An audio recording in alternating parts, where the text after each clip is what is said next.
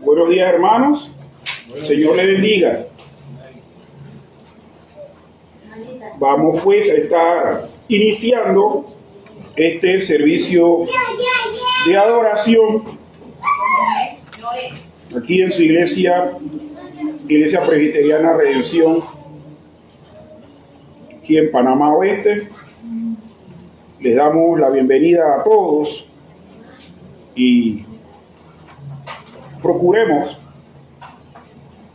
todos juntos brindarle al Señor la honra debida a su nombre. Les invito a ponerse en pie y estar buscando en sus Biblias el Salmo 113. Salmo 113, versos del 5 al 9. Nos ponemos en pie y en esta llamada a la adoración leemos todos juntos este salmo. Salmo 113, del 5 al 9. Tendremos pues una lectura alternada de este texto de la Biblia. Y dice así: ¿Quién como Jehová nuestro Dios, que se sienta en las alturas, que se humilla al mirar en el cielo y en la tierra? Él levanta del polvo al pobre y al menesteroso alza del muladar, para hacerlo sentar con los príncipes de su pueblo. Todos juntos. Él hace habitar en familia a la estéril, que se goza en ser madre de hijos. Aleluya. Amén. Seguidamente tendremos un preludio instrumental y posteriormente proseguimos con una lectura bíblica.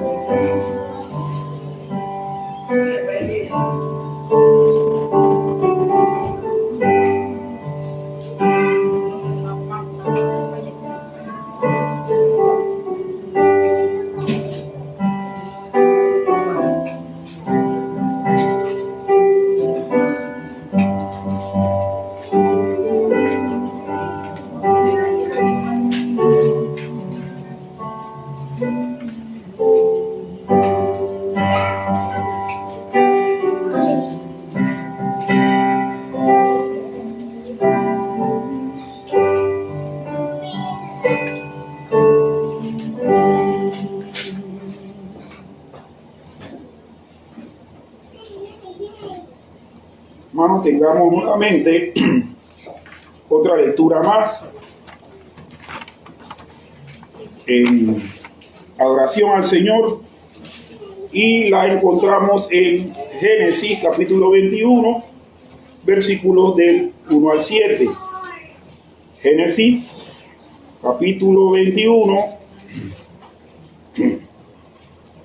versos del 1 al 7, y vamos a leerlo desde acá para todos. Y dice así: Visitó Jehová a Sara como había dicho, e hizo Jehová con Sara como había hablado. Y Sara concibió y dio a Abraham un hijo en su vejez, en el tiempo que Dios le había dicho. Y llamó Abraham el nombre de su hijo que le nació, que le dio a luz Sara, Isaac. Y circuncidó Abraham a su hijo Isaac de 8 días, como Dios le había mandado. Y era Abraham de 100 años cuando nació Isaac su hijo. Entonces dijo Sara: Dios me ha hecho reír, y cualquiera que lo oyere se reirá conmigo. Y añadió: ¿quién dijera a Abraham que Sara habría de dar a mamar hijos? Pues le ha dado un hijo en su vejez. Amén. Palabra del Señor.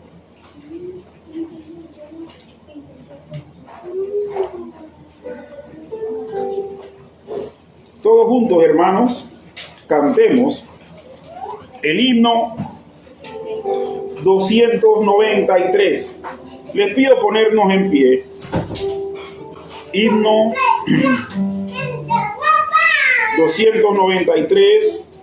Oh bondad tan infinita, cuán grande es tu bondad para los que te temen.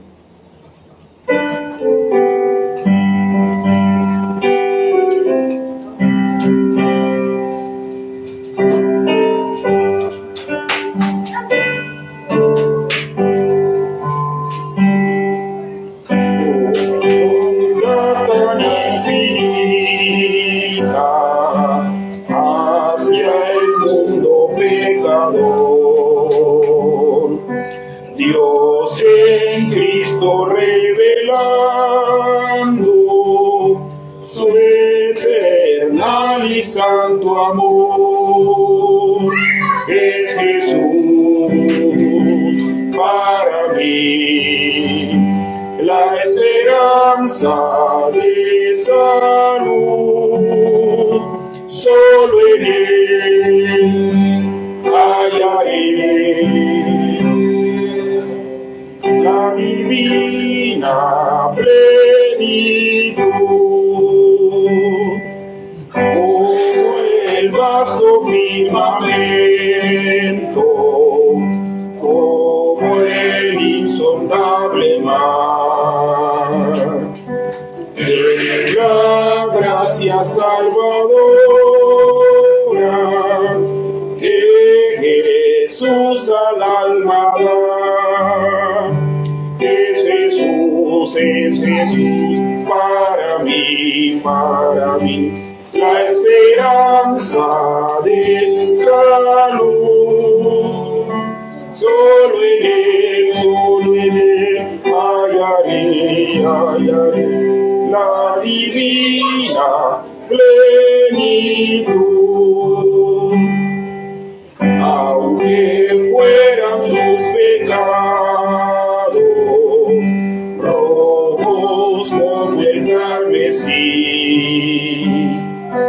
en el río del Calvario hay limpieza para ti. Es Jesús para mí la esperanza de salud. Solo en Él hallaré a la divina plenitud.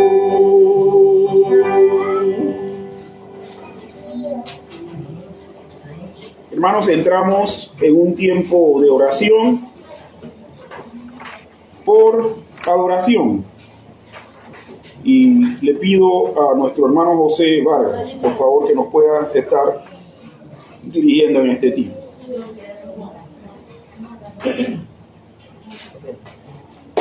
Amado Padre, te adoramos y te bendecimos, Señor, porque tú eres grande y maravilloso, y tu nombre es grande sobre toda la tierra. Te agradecemos, Padre, por tu misericordia y permitirnos despertar este día y estar aquí reunidos, Señor, con tu pueblo. Pon en nuestros corazones, Señor, el deseo de oír tu palabra, de adorarte en el día de hoy, de orar a ti y, Señor, de compartir con nuestros hermanos. Amado Dios, ayúdanos a estar atentos al mensaje de tu Padre y habla nuestras vidas por medio de tu Espíritu Santo, para que salgamos de aquí edificados, Señor, y buscando glorificarte en todo lo que hagamos. Bendice a cada uno de los niños que se encuentran aquí, ayúdalos a oír tu evangelio, y te pedimos todas estas cosas, Padre, en el nombre de Jesucristo. Amén. Amén. Nos preparamos para este periodo de confesión de pecados, pidiéndoles, hermanos, nos pongamos en pie nuevamente y busquemos en nuestra Biblia el Evangelio según San Lucas, capítulo 1, versículos del 46 al 55.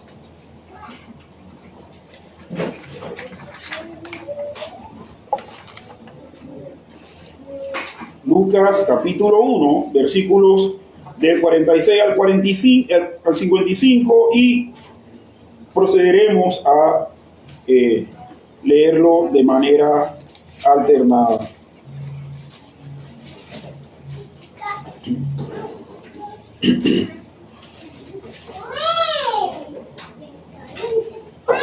Y dice así el texto. Entonces María dijo: engrandece mi alma al Señor, Y mi espíritu se regocija en Dios mi Salvador. porque ha mirado la bajeza de su sierva, pues he aquí, desde ahora me dirán bienaventurada todas las generaciones. Porque me ha hecho grandes cosas el poderoso, santo es su nombre. Y su misericordia es de generación en generación a los que le temen. Hizo proezas con su brazo, despació a los soberbios en el pensamiento de sus corazones.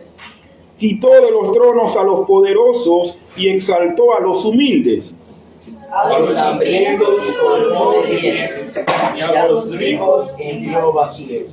Socorrió a Israel su siervo, acordándose de la misericordia, De la cual habló a nuestros padres para con Abraham y su descendencia para siempre. Amén.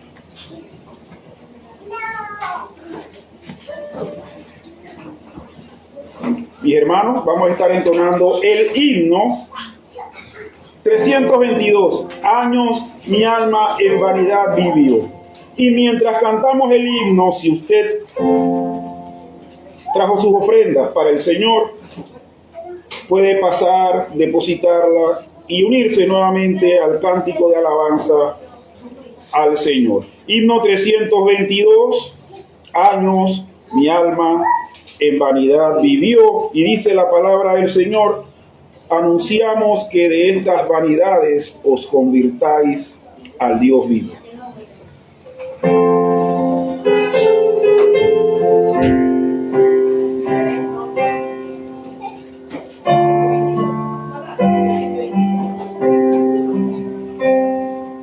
Años mi alma en vanidad vivió, ignorando a quien por mí sufrió, y en el Calvario sucumbió el Salvador.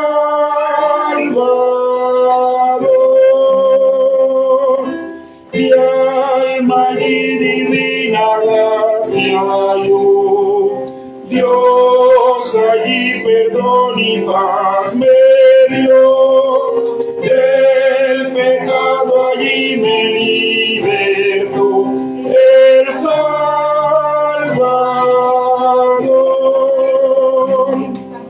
Por la Biblia miro que pequé y su ley divina quebranté. Mi alma entonces contempló con fe al Salvador.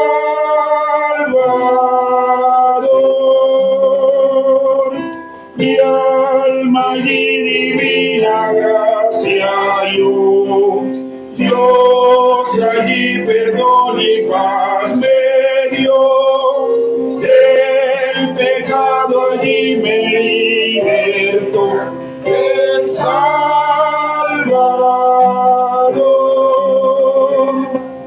Toda mi alma a Cristo ya entregué, hoy le quiero y sirvo como a Rey. Por los siglos siempre cantaré al Salvador.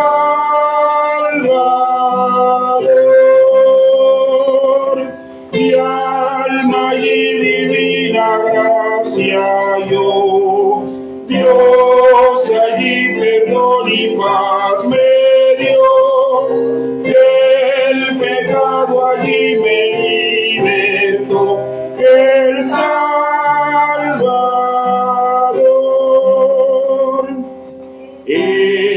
la cruz su amor Dios demostró, y de gracia al hombre revistió, cuando por nosotros se entregó el Salvador.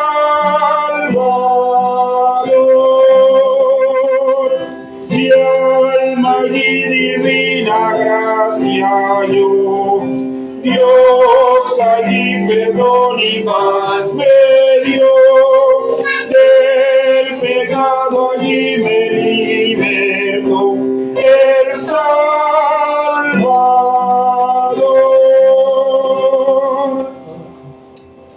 Amén. Le pido al pastor que por favor nos esté dirigiendo en esta oración por confesión de pecados y también en la lectura del Catecismo Menor de Westminster, de las preguntas 45 a la 45.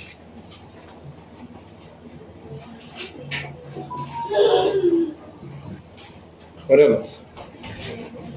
Padre Santo, nos ponemos delante de ti na certeza de que el Señor oye a nuestra oración y que el Señor nos perdona. Y por lo tanto te pedimos perdón por nuestros pecados. Sabemos que somos limitados y seguiremos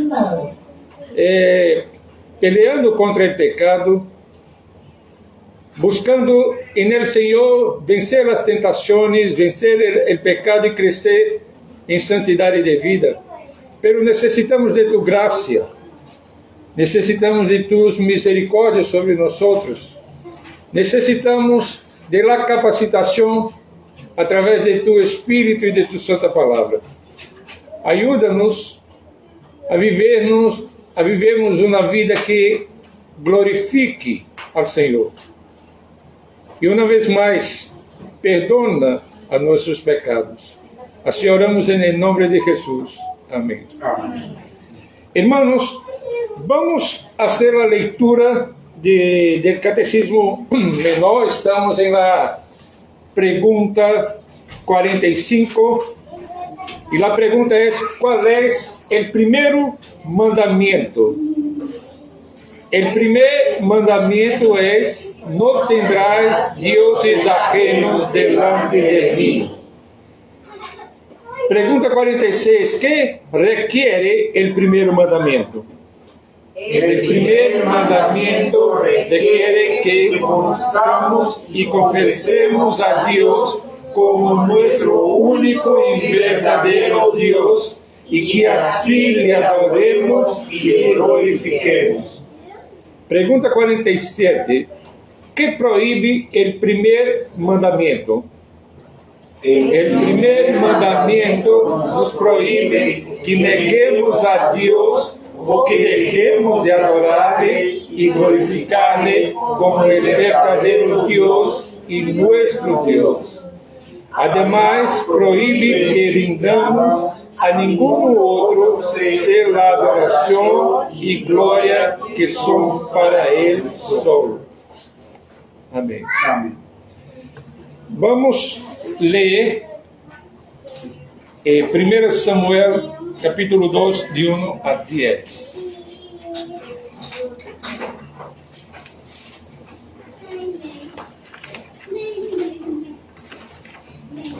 Hermanos, así mismo sentados, vamos a estar leyendo el texto de Primera de Samuel, capítulo 2, versículos del 1 al 10. Vamos a hacer una lectura unísona para ustedes. Primera de Samuel, capítulo 2, versículos del 1 al 10.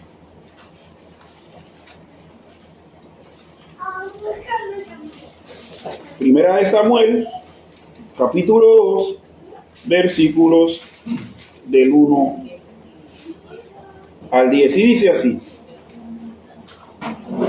Y Ana oró y dijo: mi corazón se regocija en Jehová, mi poder se exalta en Jehová, mi boca se ensanchó sobre mis enemigos, por cuanto me alegré en tu salvación.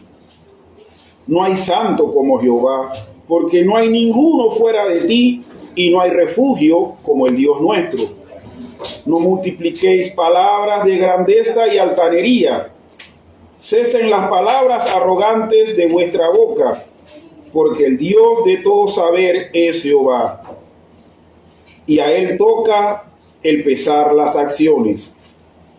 Los arcos de los fuertes fueron quebrados, y los débiles se ciñeron de poder. Los saciados se alquilaron por pan, y los hambrientos dejaron de tener hambre. Hasta la estéril ha dado a luz 7, y la que tenía muchos hijos languidece. Jehová mata, y él da vida. Él hace descender al Seol, y hace subir. Jehová empobrece, y él enriquece, abate y enaltece. Él levanta del polvo al pobre, y del muladar exalta al menesteroso, para hacerle sentarse con príncipes y heredar un sitio de honor. Porque de Jehová son las columnas de la tierra, y él afirmó sobre ellas el mundo. Él guarda los pies de sus santos, mas los impíos perecen en tinieblas, porque nadie será fuerte por su propia fuerza.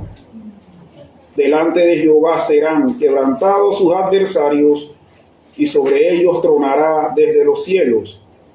Jehová juzgará los confines de la tierra, dará poder a su rey, y exaltará el poderío de su ungido. Amén. Palabra del Señor. Hermanos, cantemos todos juntos el himno 176, Vida Abundante.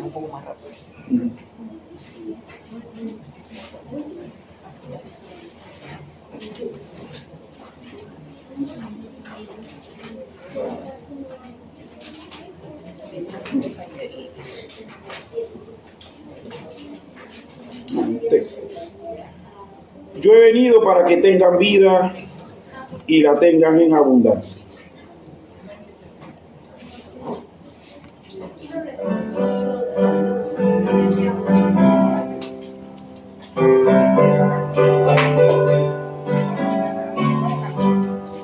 Vida abundante Jesús ofrece, vida triunfante de día en día. Él es la fuente de vida eterna que brota siempre en mi corazón. En la cruz murió mi Jesús, con su muerte vida me dio, por su gracia me transformó, y la vida abundante me concedió. Vida Jesús ofrece, vida triunfante de día en día. Él es la fuente de vida eterna que brota siempre en mi corazón. Mujer que fue y tocó el vestido del Señor, por su fe salud recibió, y la vida abundante Jesús le dio. Vida abundante Jesús ofrece, vida triunfante de día en día. Él es la fuente de vida eterna que brota siempre en mi corazón. La cruz pidió el malhechor, de su alma la salvación. Vida eterna pudo alcanzar, pues la vida abundante Jesús le dio. Vida abundante Jesús ofrece, vida triunfante de día en día. Él es la fuente de vida eterna que brota siempre en mi corazón. Hermanos, inclinemos nuestros rostros y oremos al Señor. Señor y Padre bueno, te damos las gracias porque tú has tenido misericordia de nosotros. Señor, no siendo merecedores de tus favores, oh Dios, agradecemos que nos permitas poder reunirnos para adorarte y también para escuchar el mensaje que seguirá moldeando nuestras vidas. Padre Santo, damos gracias porque nos das vida en el día de hoy y pones en nuestro corazón estar aquí reunidos para dar gloria a tu nombre. Te pedimos en este momento, Señor, por la predicación de tu palabra, por el mensaje expuesto, por el pastor y por la aplicación de este a nuestras vidas, Señor. Que no seamos tan solamente oidores, sino también hacedores de tu palabra. Señor, gracias damos. Gracias, Señor, en el nombre de tu Hijo Jesús. Amén. Amén. Pastor. ¿Puede? Conectar aquí. Sí. La computadora no.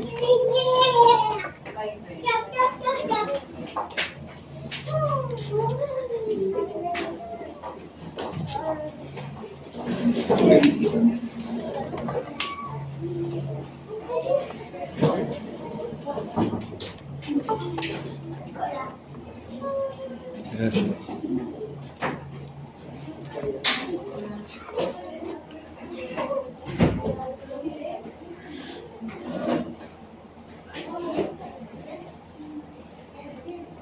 Buenos días, hermanos. Gracia y paz.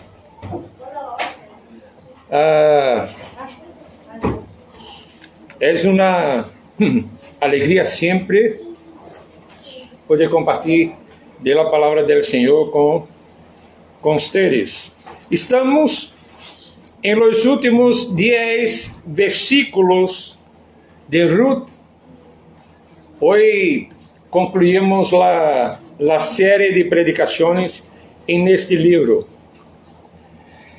Y yo quiero empezar contándoles una historia que escuché hace algunos años. Y esa historia me contó un amigo. Y la historia fue sobre su visita a una exposición de fotografías antiguas en la ciudad de São Paulo, en Brasil. Y me dijo que entre las imágenes que más le llamaron la atención había una serie de retratos familiares de inmigrantes italianos de principios del siglo XX. Este es el periodo de mayor inmigración italiana en Brasil. Entonces, en esta serie de retratos era una serie de familias enteras posando con sus mejores ropas y con expresiones serias pero esperanzadoras. Y según me contó ese amigo, el curador de la exposición le explicó algo fascinante. El curador le dijo que muchas de esas familias habían llegado a Brasil con promesas de trabajo, promesas de tierras, promesas de un futuro mejor. Pero algunas de esas promesas se cumplieron, otras tristemente no. Pero lo que más impactó a mi amigo fue cuando el curador señaló una fotografía en particular. lhe apontou a uma família de italianos em particular. E lhe dijo: esta família chegou sem nada. Esta família perdeu todo em los primeiros anos. E parecia que seus sueños se haviam desvanecido. Pero miren, dijo el curador, e lhe mostrou uma fotografia tomada 30 anos depois, da mesma família, agora próspera, rodeada de hijos e nietos.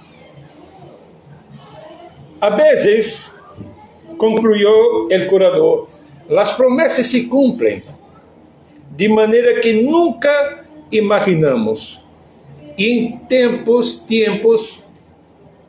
que não esperávamos. E essa história me vino à mente mientras estudava o final do livro de Ruth.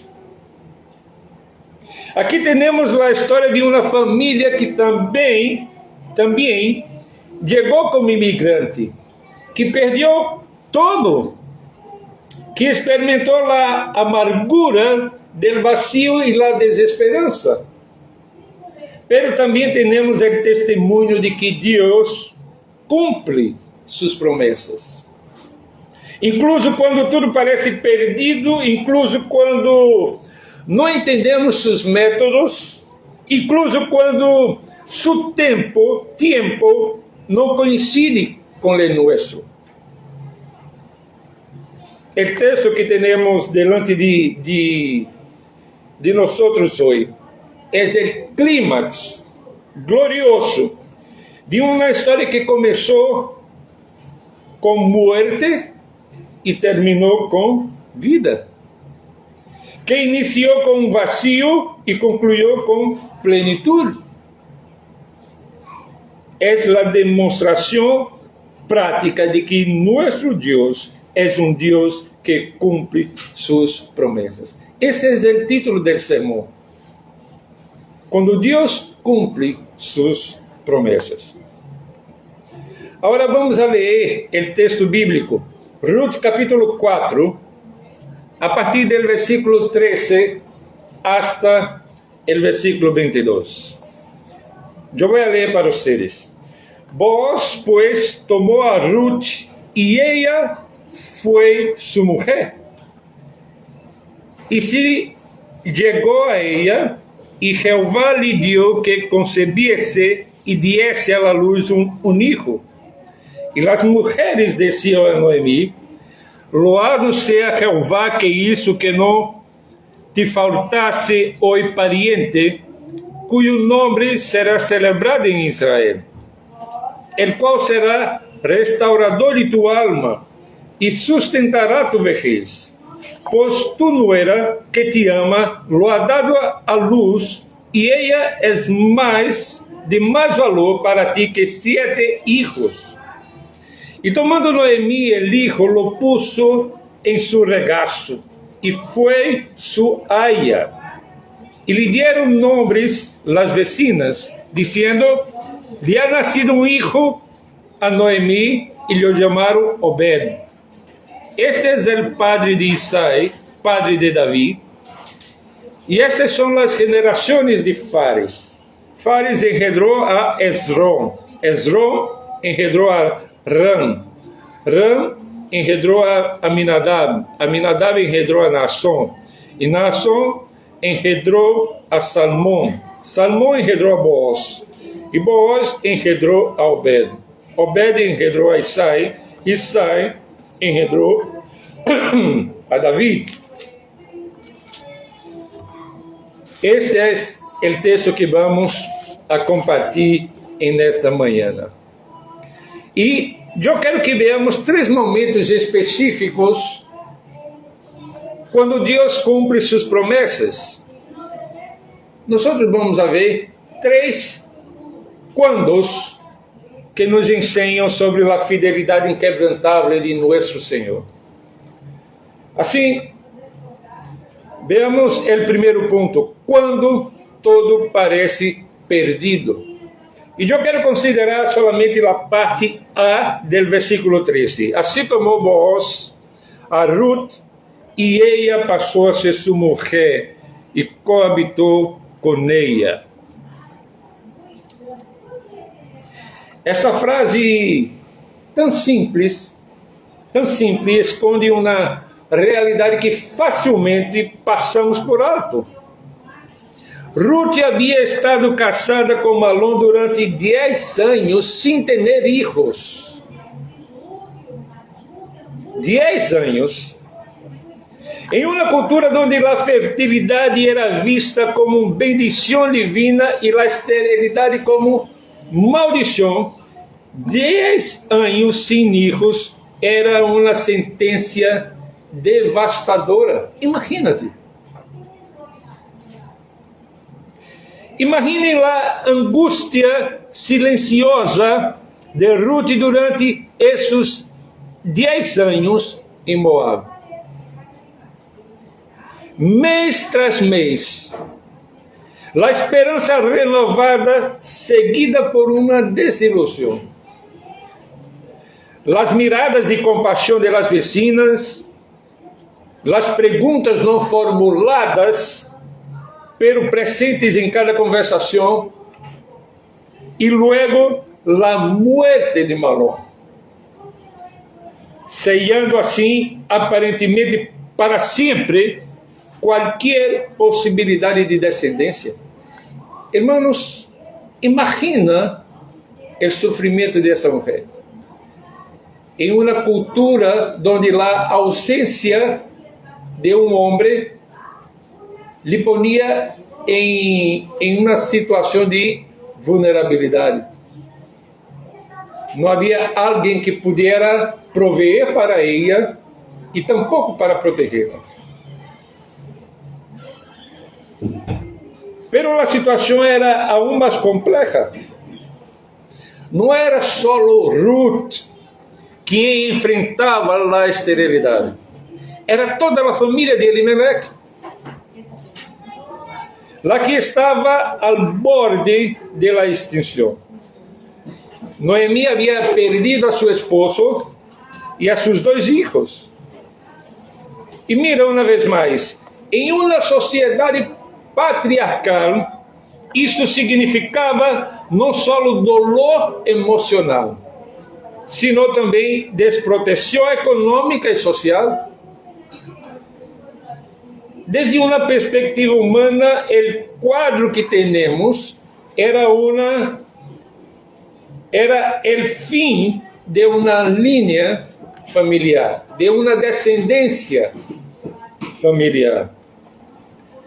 E quando Noemi regressou a Belém, vocês devem acordar-se que Noemi hizo uma declaração que revelava a profundidade de sua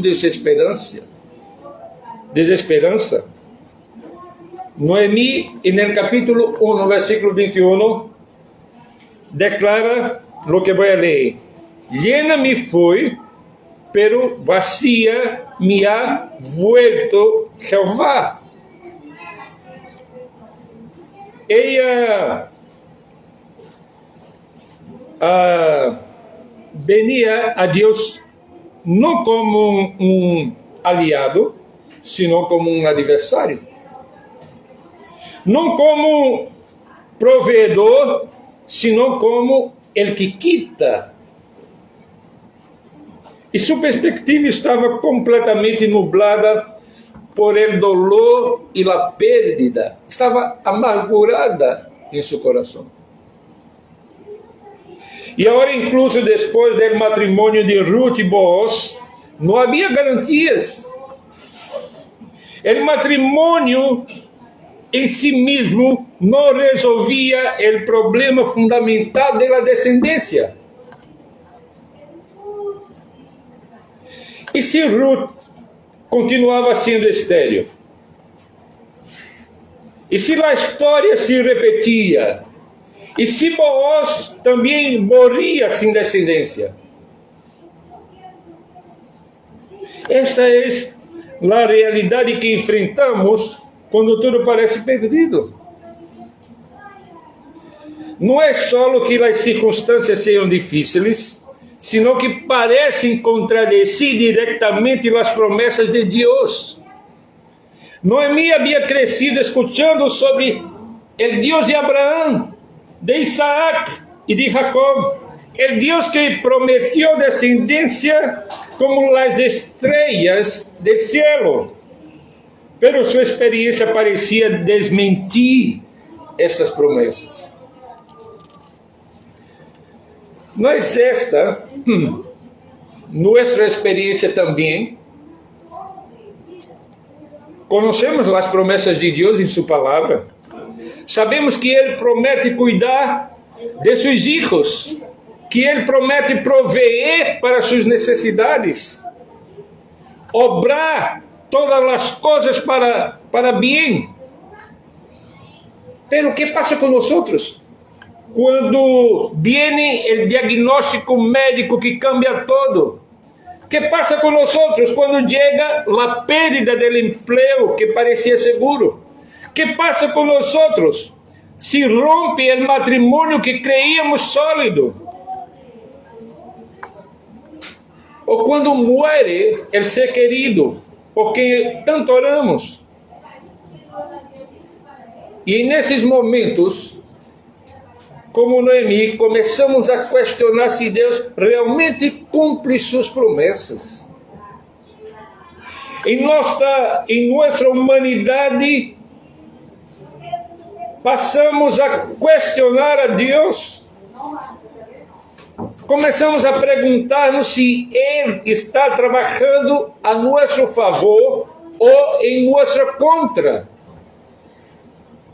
A fé que parecia às vezes tão sólida em los dias buenos, começa a tambalear-se quando todo parece perdido. Quando não somos capazes de mirar hacia Deus. Pero aqui está a primeira verdade gloriosa que quero que veamos. As promessas de Deus não dependem de nossas circunstâncias. Sua fidelidade não está condicionada por nossa capacidade de entender seus métodos. E quando todo parece perdido, desde nossa perspectiva limitada, Deus já está trabalhando em formas que não podemos ver. Deus sigue sendo soberano. Deus sigue no controle de todas as coisas. Como observam os comentaristas, o reino de Deus opera com uma nova matemática, onde as aparentes pérdidas se conviertem em ganâncias eternas. Lo que nós calculamos como derrota, Deus lo está orquestando como vitória. Lo que experimentamos como final, Ele lo está desenhando como um novo começo. É isso que vemos a cada capítulo do livro de Ruth. A esterilidade de Ruth não era um obstáculo para os planos de Deus, pero creio que era parte de eles. O vazio de Noemi não era evidência do abandono divino, era preparação para uma demonstração mais gloriosa da graça do Senhor. E quando tudo parecia perdido, Deus estava preparando o cenário para mostrar suas promessas, que suas promessas são mais seguras que nossas circunstâncias. Pero Deus não se queda em silêncio quando tudo parece perdido. Há momentos quando Ele interviene de maneira direta e soberana. E aí vamos para o segundo ponto, quando Deus atua soberanamente. Empecemos desde o versículo 13, parte B. Y el Señor le concedió que concebiera y tuvo un hijo. Esta es solo la segunda vez en todo el libro de Ruth que vemos Dios como el sujeto activo de un verbo. La primera vez fue cuando en el capítulo 1, verso 6, el autor dice: visitó a su pueblo dándoles pan. Y la otra vez es ahora, en el clímax de la historia. Y sea en la primera vez o en la segunda vez, Dios actúa de manera directa y soberana para hacer cumplir sus promesas. El texto es muy claro. No fue la medicina, no fue la casualidad, no fue simplemente el resultado natural de la unión matrimonial. Fue el Señor quien le concedió concebir. Es eso que dice el texto. Fue el Señor quien le concedió concebir. En un momento de intervención divina directa, Dios transformó la esterilidad en fertilidad, el vacío en plenitud y la desesperanza en gozo. Es eso que Dios hace. Pero observen algo muy hermoso. Dios no actúa en el vacío. Dios obra a través de medios ordinarios. El matrimonio, la concepción natural, el nacimiento. Pero Dios actúa con poder extraordinario, siempre, siempre. No hay aquí fuegos artificiales celestiales, no hay apariciones angélicas, no hay milagros espectaculares, solo la intervención silenciosa, pero poderosa del Dios que da vida. Esta es la forma típica en que Dios cumple sus promesas. No siempre de manera espectacular, pero siempre de manera soberana. Ele usa meios ordinários para lograr propósitos extraordinários. Ele utiliza pessoas comuns para cumprir planos eternos. E mirem a reação da comunidade. Diz o texto: entonces las mujeres dijeron a Noemí: bendito sea el Señor que no te ha dejado hoy sin pariente redentor. Las mismas mujeres que habían sido testigos del regreso amargo de Noemí, ahora son testigos de su restauración gloriosa. Ellas reconocen inmediatamente la mano y la providencia de Dios en estos eventos. No ven solo un nacimiento, ellas reconocen una intervención divina. No observan solo una familia feliz, ellas contemplan el cumplimiento de las promesas de Dios en el ordinario de la vida. Y fíjense en lo que dicen sobre el niño, el cual será para ti restaurador de alma y sustentador de tu vejez. Ellas miran a este niño y entienden que no es solo un bebé, es un instrumento de restauración divina, no es solo descendencia, es redención. Pero hay algo aún más hermoso en esta escena.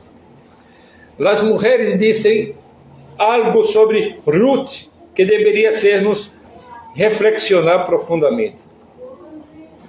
Y esas mujeres dicen: pues tu nuera, miren a eso, Ojo aqui.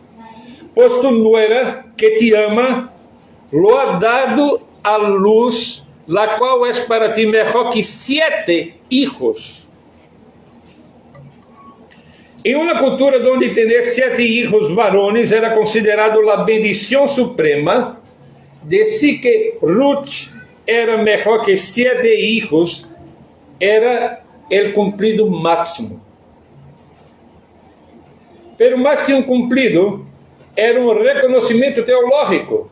Deus havia usado a esta mulher estrangeira, esta viúva moabita, esta pessoa que humanamente não tinha nada que oferecer, para trazer bendição que superava todas as expectativas. Aqui vemos a graça radical de Deus. Ele não só cumpre suas promessas, apesar de nossas limitações, pero las cumpre a través de nossas limitações. Deus não só obra apesar de nosso passado, obra através de nosso passado. Ruth não tuvo que deixar de ser moabita para ser bendição. Noemi não tuvo que fingir que não havia sido amarga para experimentar doçura.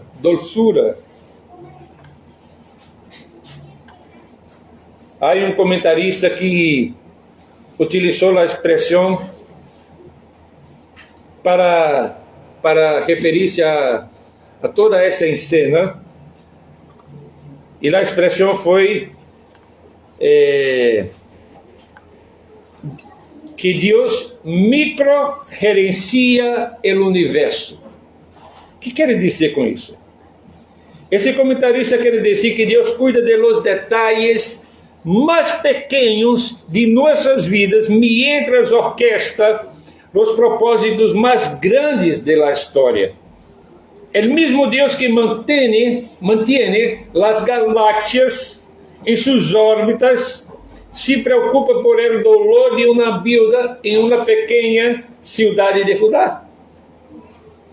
É isso que quer dizer este comentarista quando utiliza a expressão Deus microgerencia o universo. E observem a resposta de Noemi. E tomando Noemi el niño, lo puso em seu regaço e foi su aya. La mujer que había dicho, vacía me ha vuelto Jehová, ahora tiene en sus brazos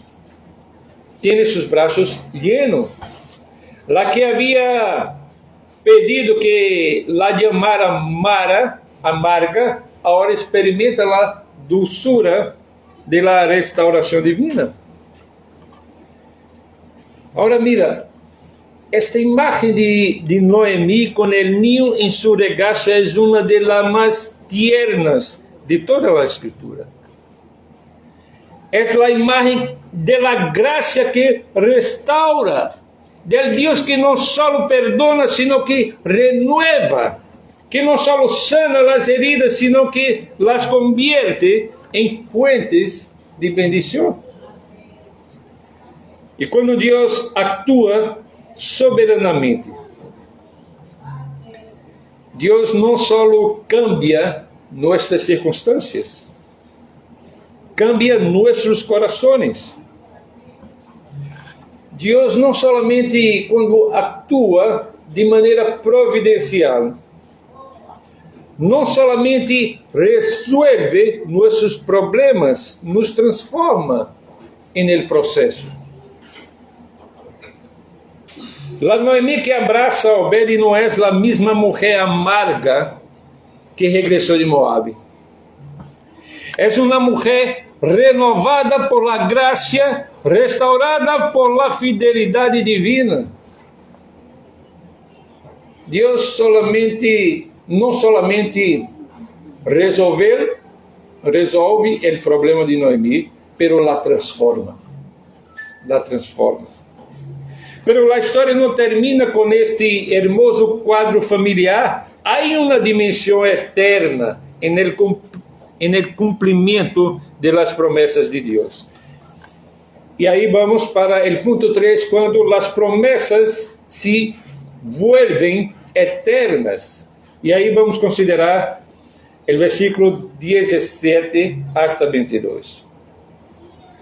E lhe dieron nombre las vecinas, diciendo: le ha nacido un hijo a Noemí, y lo llamaron Obed, el cual foi padre de Isaí, padre de Davi. Mira, com essa simples declaração genealógica, o narrador nos revela que essa história íntima de uma família em Belém é, em realidade, parte de uma narrativa muito mais grande, que vai mais allá que essa família, que seus problemas, que as circunstâncias que estão.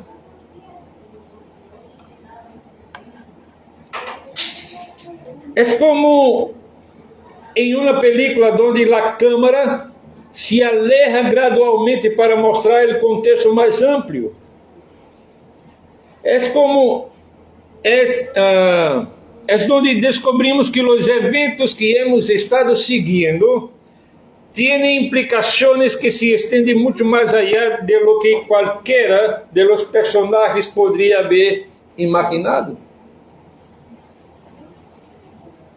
Obed, cuyo nome significa siervo, se convierte en el abuelo del rei Davi. E Davi, por supuesto, foi, segundo as Escrituras, o rei segundo o coração de Deus. É o que dá início a la tradição real de la qual vendría el Mesías. E de repente, essa história de amor e redenção em uma pequena cidade se convierte em um capítulo crucial em la história da salvação. Dizem os comentaristas que o livro de Ruth serve como uma transição para o período da monarquia, começando em 1 Samuel adelante. A genealogia que cierra o livro não é só uma lista de nomes, é mais bem uma declaração teológica que nos diz que Deus estava trabalhando através de estes eventos ordinários para cumprir suas promessas extraordinárias. E mientras Ruth recorria espigas no campo de Boaz, Deus estava preparando a linhagem do Messias. Mientras Noemi lutava com sua amargura, Deus estava orquestrando a história da redenção. E que nos ensina isto? Isso nos ensina algo profundo sobre como Deus cumpre suas promessas. Ele pensa em termos de gerações, não só de momentos. Seus planos abarcam siglos, não só anos. Lo que parece uma resposta às necessidades imediatas de Ruth e Noemi é, em realidade, parte de um propósito eterno que culminará em la venida de Cristo.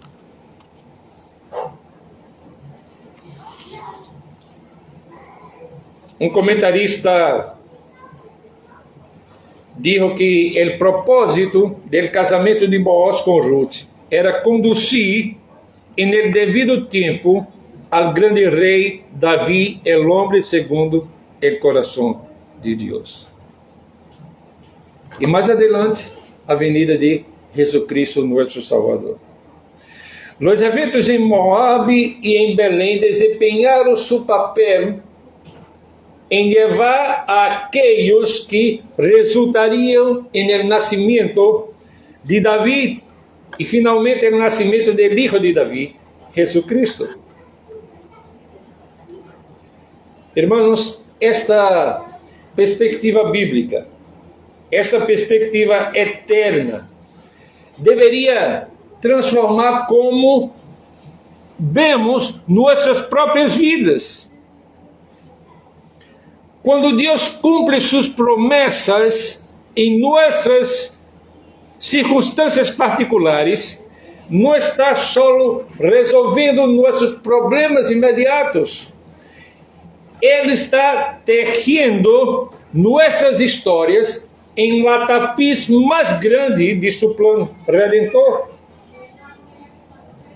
Cada oração respondida, cada provisão diária, cada acto de restauração em nossas vidas é parte de algo mais grande que nós mesmos. Uma vez mais, Deus não só está trabalhando para nosso bem individual, está trabalhando através de nós para o bem de outros que quer alcançar. Está trabalhando através de nós para o avanço de seu reino, para a glória de seu nome através de gerações. Pero aí algo mais glorioso que devemos ver. Quando chegamos ao Novo Testamento e leemos a genealogia de Mateus capítulo 1, encontramos nomes familiares. Salmão engendrou de Raabe a Booz. Booz engendrou de Ruth a Obed. Obed a Isai. Isai a rei Davi. Essa é a genealogia que vemos em Mateus capítulo 1, versículos 5 e 6. Estes mesmos nomes. Deixa-me solamente ler para vocês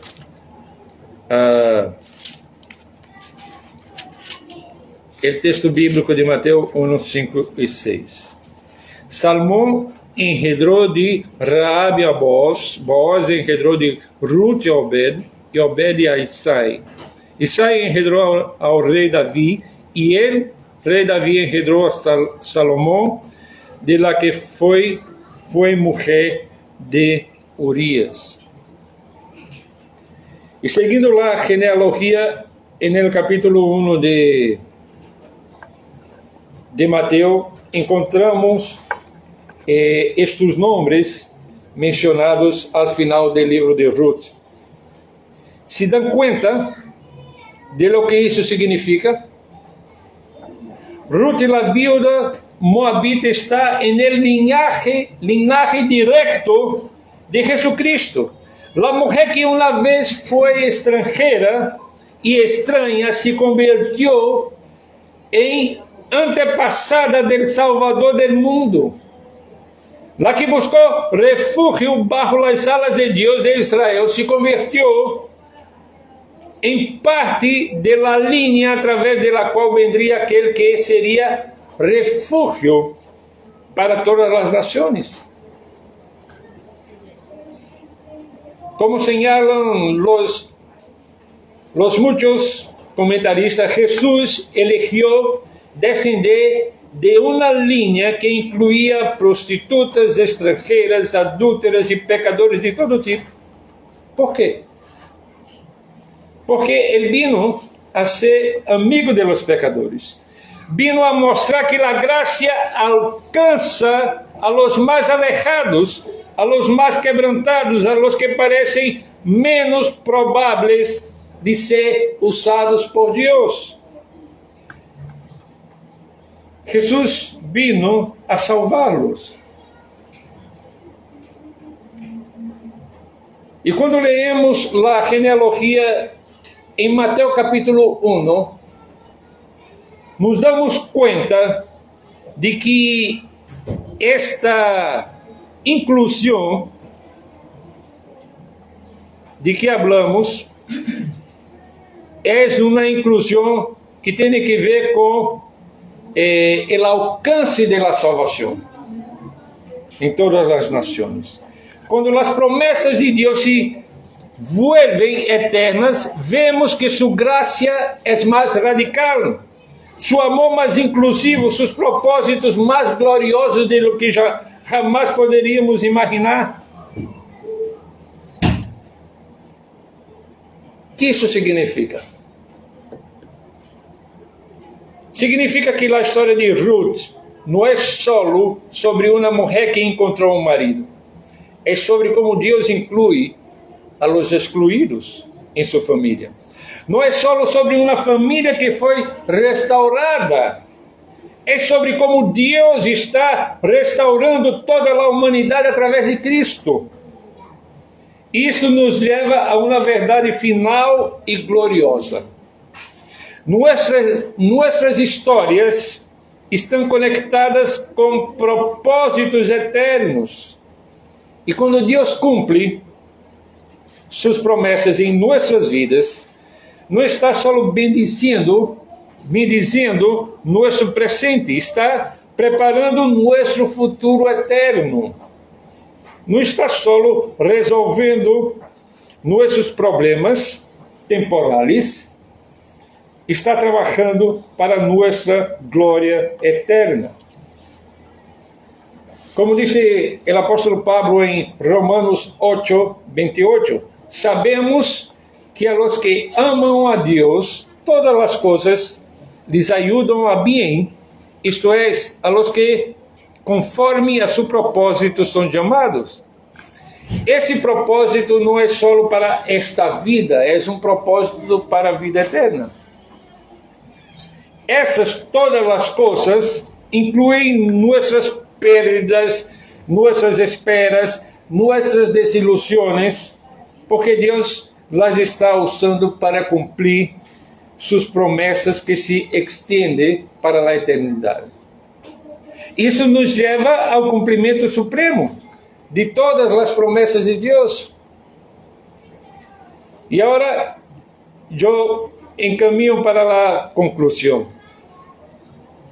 A história de Ruth nos ensina que nosso Deus é um Deus que cumpre suas promessas, pero mais que isso, nos ensina que Ele las cumpre de maneira que superam infinitamente nossas expectativas.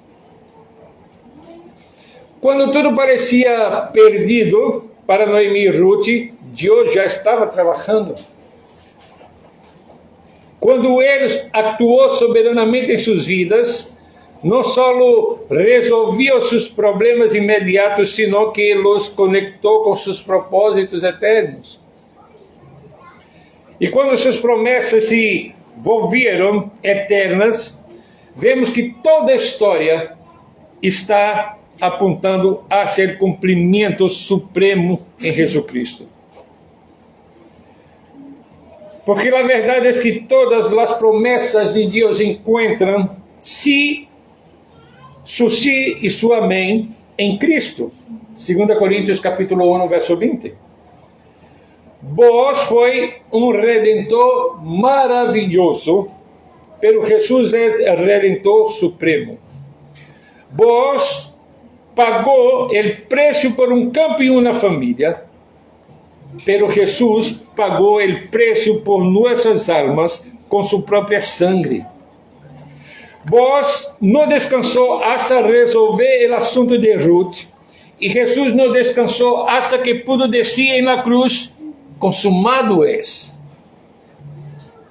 E assim como Ruth encontrou refúgio bajo as alas de Deus, del Deus de Israel, através de Boaz, nós encontramos refúgio eterno bajo as alas del Altíssimo, através de Cristo.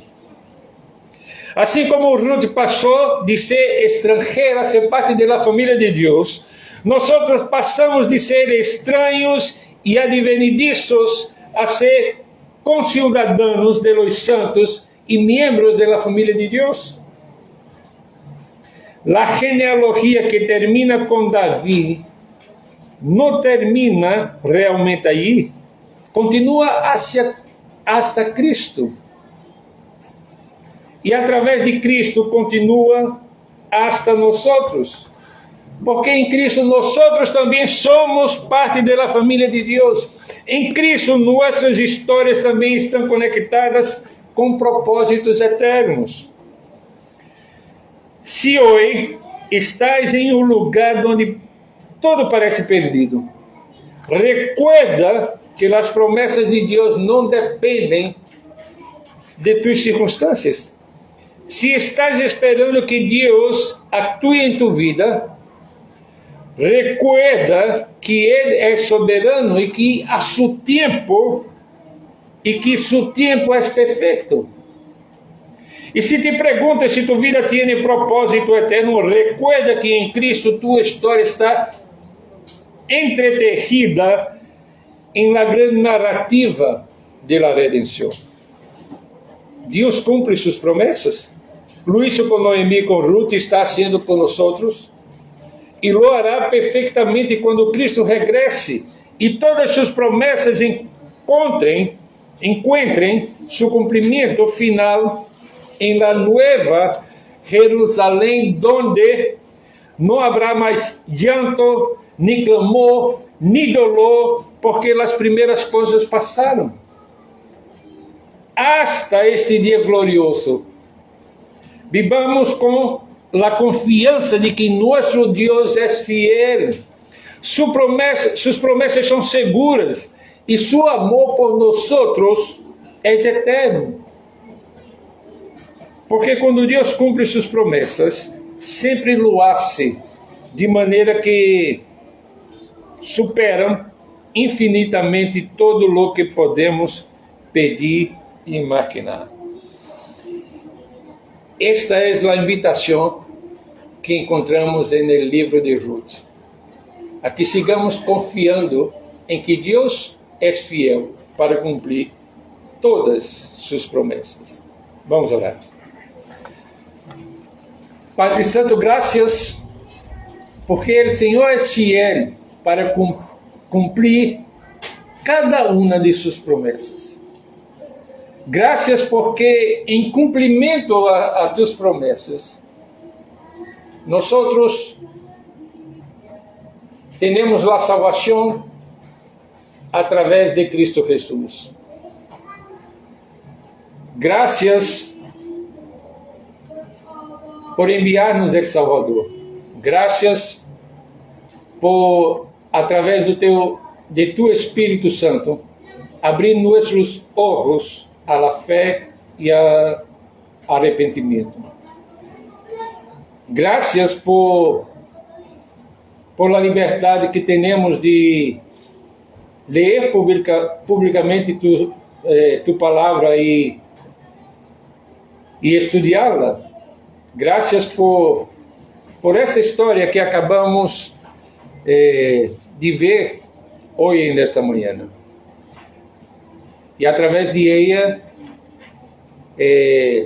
sermos recordados de que tu eres um Deus soberano que sigue fielmente actuando para cumprir cada uma de suas promessas e nos dá a redenção. Assim nós oramos em nome de Jesus. Que a graça de nosso Senhor e Salvador Jesucristo, o amor de Deus el Padre, a comunhão e o consuelo do Espírito Santo seja com cada um de nós, hoje e por todo sempre. Amém. Hermano, vamos cantar o triple amém. Amém. Amém. Amém.